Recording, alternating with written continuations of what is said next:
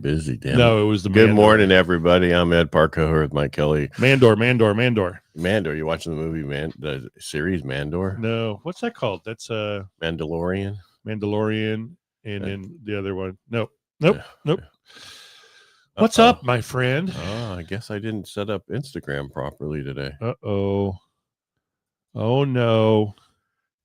It's not going over there. You want me to share my numbers?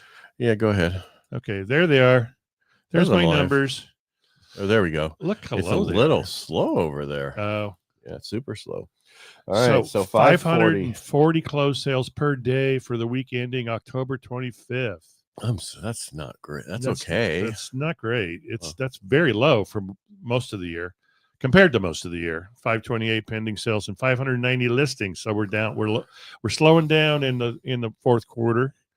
I think due to uncertainty with how long will the government be shut down. Well, we're at 31 days, and the longest in history is 35. And yes, it was under Trump also. Yeah. The Democrats just hate him. They do. That's the TDS. Yeah. And that doesn't stand for transfer disclosure statement. Well, it's finally being put out there that it's their fault for this because it's a clean CR.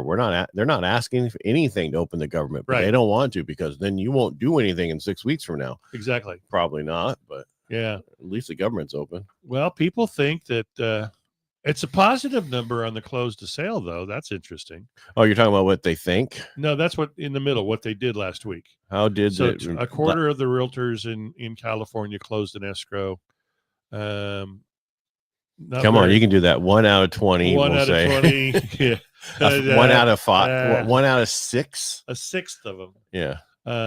Entered into escrow, and then a quarter of them listed a property. What it was is that 10% that's working, they did all that. Yeah. Well, actually, it's exactly that. It is exactly that. And then in the state of California, we talked yesterday. That was state of California. I know, but as many listings that are on the market in California, we talked yesterday, and it was 114,000, like 866, and today it's 113,903. So it must be those 540 closed sales per day that changed this by a little bit, but nobody's listed anything. Nobody cares. It's Friday. It's Halloween, and so everybody's so focused on that. Yeah. And again, nice costume you have on today. I am a golfer in jeans. Golfers don't do jeans. They do at public courses. They're not supposed to. Well, they can at public courses. Put it this way: public courses in Modesto will allow you to play in jeans. I don't. They'll allow you to use a hockey stick. Hockey sticks. So what do you got? Not a ton because again, government shut down for 31 days. What do we have? Where's the bond market? We were actually coming back from yesterday. Were we? Yeah, or earlier. Let's see where we're at right now. The Dow's up 68.44 and it keeps moving. So right now, rates have improved by about 2 basis points. The 10-year sitting at 4.09. We were as low as 3.96. I know. But I mean, that's a week ago. Well, but for what it's all about what the Fed said. Yeah. That's it, because they opened their mouth and everything else, and that's what happened. Then you had Kansas City Fed President Jeffrey Schmidt. He was on CNBC this morning, and he explained why the dissent from the rate cut at Wednesday's Fed meeting, and it looks like he'll dissent again in December if another cut is promised. He's the one that said no, because he thinks inflation is still too high, citing the 3%. Though core PCE is actually at 2.9, and the Fed chair Jerome Powell hinted that the unreleased update would have shown a 2.8%. So it's showing it's going lower, but he thinks it's still high. Yeah. Schmidt is ignoring the known temporary inflation pressures such as tariffs, shelter overinstatement, and portfolio management costs. So he thinks the labor market is misread. He thinks the labor market is balanced, but BLS data shows weak job growth. June was negative. ADP showed job losses 3 out of the last 4 months. Layoffs are mounting with announcements from Amazon, Microsoft, and others. And somebody else today just stated, that was the Fannie Mae laid off a bunch of people, and then DEI and some other places at their place. I'll get in that in a minute.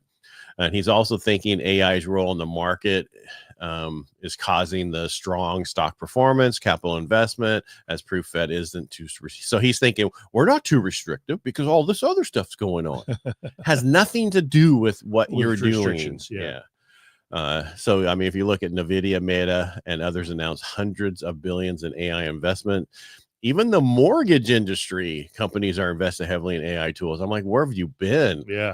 We've been doing this for years. Somebody just finally screamed loud. God, if I didn't have AI, I'd have to have like 10 assistants to do everything. I only need, a pod and one overseer and another overseer. Yeah, you just wouldn't sleep. No, I would sleep because I'd have them do everything. What are we looking at? Still, we talked about yesterday, producer price index for October showed there was a 0.4 increase, double the expected 0.2.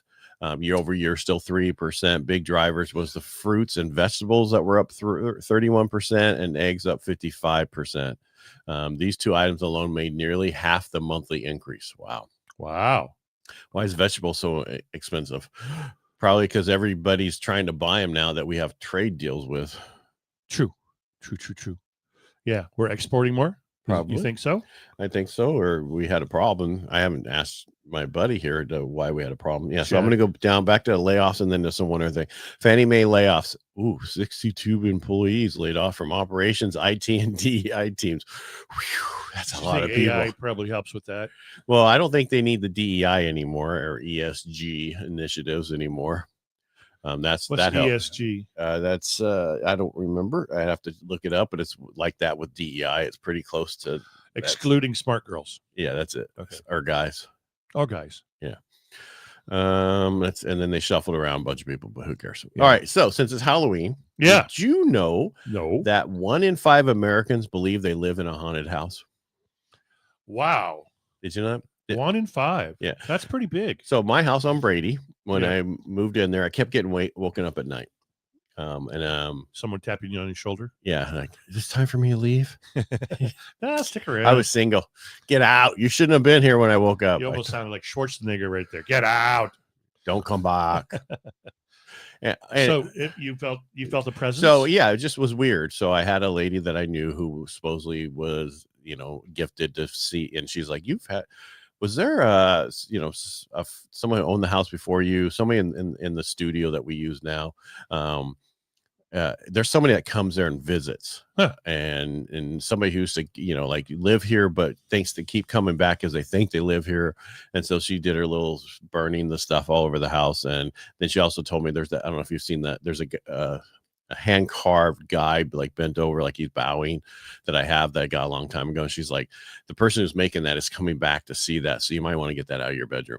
So I put it in another room, and so I slept so much better. I have no idea if that was what it was, but that's basically what my take on it was. So any house could have it. However, everybody worries. 94% say the real scare comes from repairs like mold, 70%, termites, 65%, and asbestos at 63%.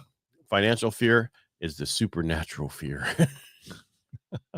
The question that was put out to a bunch of people was, would you buy a haunted house? 52% of Americans say yes, but only at a discount. Yet 41% of haunted house owners think their house is worth more than the comps. Really? Yeah, because you get special guests. Well, they can get more people in the house. It sleeps more than normal. More heads per bed. More, yeah.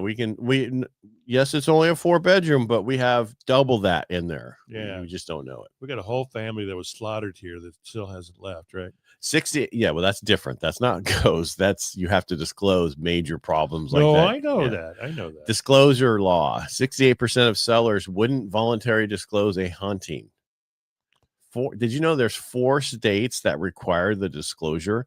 New York, New Jersey, Maine, and Minnesota. You have to disclose whether you think the house is haunted or not. I want to say there was a picture of a house listed, I think in Maryland, and it was across from a cemetery in this older home built probably turn of the last 2 centuries. The for sale sign out front said not haunted. Darren Daly right up in Tuolumne County. You talked to him once. Yeah. He has on his little signs, visited by aliens and all this other stuff to get, a little funny stuff. Yeah, free pizza with purchase. No, he didn't do that, but it was more like, those kind of things. Younger buyers, especially Gen Z, I didn't know they're younger, and millennials are more open to hauntings, particularly if it helps with affordability.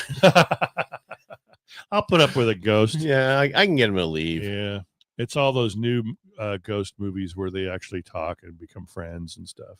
So they're thinking they would have someone to talk to. Something, yeah, like that. They're rethinking the 30-year mortgage. Well, not they. A bunch of people in our industry is like this. We need longer mortgage terms for first-time home buyers. Yeah, I really want to put somebody in a freaking 40-year, 50-year loan. Yeah. No, thank you. Well, they're not going to be there that whole time. I know, but it's just suck it up and do it. Yeah, and if you stay here the whole 50 years, this is what you paid for the house. yeah, 3 times the amount probably. Because if you look at a 15-year loan interest versus a 30-year loan interest, it's it's a huge difference, almost double. Yeah. So if you don't, if you go to a 40-year, I understand it will make it a little. It's like a car payment, right? Do you want 3 years on a used car, or do you want 5 or 6? No, I really need 15. Yeah, well, you look at the payment; it only changes it a little bit each time. It is very little, except for the 15 to 30. That is like a $600 to $800 jump usually. Yeah. So at a 30 to 40 would probably be a savings of about $300 to $400. And the question is it worth it for those 10 extra years? If it's able to get you qualified, then I could see it, because you can always refinance later and get rid of it, like you said. Yeah, and a lot of times, first home, how long do you usually stay in it? We're not like the World War II people. They're staying longer now. Think about now. Everybody who has a loan since 20, it's like 10 to 15. 2020, 2021, and 2022, they're staying. They're not moving. Unless they had another kid or something that made them move out of that place, they were going to stay there. Triplets or a ghost. That's another kid. Kids. Did you know that? Well, we know this, but because government shut down, as of tomorrow, the SNAP benefits will expire. Yeah. You know how many Americans are on that? More than you would think. And you know how many illegal aliens are on that? A lot. Every single one of them. Every single one of them. Absolutely. 42 million Americans will lose or see reductions in food stamp benefits, which is SNAP. Well, I remember when it used to be called food stamps. That was the negative thing. When they put it to SNAP, it was no big deal. Yeah. In Ireland, they call it the dole. The dole. The dole. I'm on the dole. Oh, really? Yeah. During the potato famine and all that. And it was hard to get off the dole. Well, it's hard to get off this. They should help you. It's supposed to be a temporary thing, not a whole lifelong thing. Well, wasn't it the Clinton administration that said work off of welfare? You got 2 years. Yeah. Well, I don't think it passed. Did it? I don't think. I don't know. We'll have to research it. But that's what they're trying to do now, is put a work where you have to go for so many hours a week or a month. What I read was 30 hours a month. Yeah, to go find work. Because it's not supposed to keep you. Those things keep you down. They don't help you forever. There was a woman this morning, 5:00 this morning on the reels, who was screaming that she was going to go with her steel-toed boots and her helmet and go to Walmart and get her food. Nobody's going to stop her from getting her chicken. And her nails are done. Her hair's done. She's wearing pretty nice clothes. And I'm sure she drives a Lexus. No, she probably doesn't drive a Lexus, but it's like, we're not saying they're all that way, but a lot of them are. A lot of them are. The problem is the system is made to where you can take advantage of it if you wanted to. Yeah. If you're somebody who doesn't take advantage of stuff, then you wouldn't. But if you're somebody else that it's just that, it's that whole thing. Power corrupts absolutely. Absolute power corrupts absolutely. Same thing with absolute. Here's free money. They're going to do whatever they can. Yeah. Yep. All right. That's all I have. We'll be back tomorrow on the radio. Yeah. 1360 KFIV, Power Talk 1360. And we'll talk about a few things, and we'll see what happens. We shall see what happens. Yeah. And then we have we have tickets left for the crab feed. Yeah, we do. All right. If you guys want to go to crab feed tomorrow night, reach out to Mike Kelly. There's his number right there. 209-968-5633. Or message him. 209-968-5633. Or message me. Yeah, because he's got extra tickets. I do. I got about 27 extra tickets. And it is the first crab feed of the season. And one of the best. Actually, if it is the best. Not the best.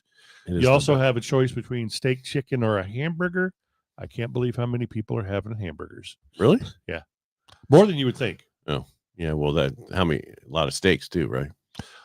37 steaks so far. Well, yeah. You got mine, right? Oh, God, I forgot yours. All right. Everybody make it a great day. We'll talk to you tomorrow. Bye. On the radio. Bye. And then if you're not on the radio listening, we'll talk to you on Monday. Enjoy the weekend. Bye-bye. Oh, be careful tonight. Why? Halloween. Oh. I'm not worried. I'm not scared. And your house is haunted. Yeah, that's right. Go watch the Friday the 13th or Halloween movies, scary movies.